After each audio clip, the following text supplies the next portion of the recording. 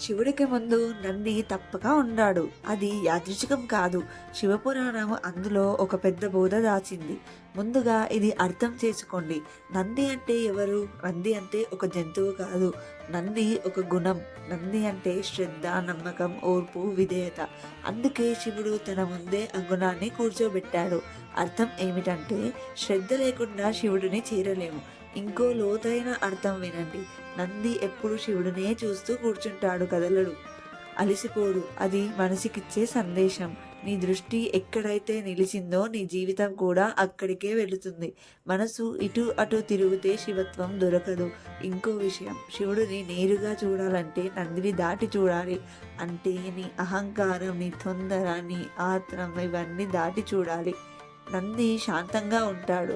అతనిలో తొందర లేదు. అందుకే అతడు శివుడికి దగ్గర ఉంటాడు.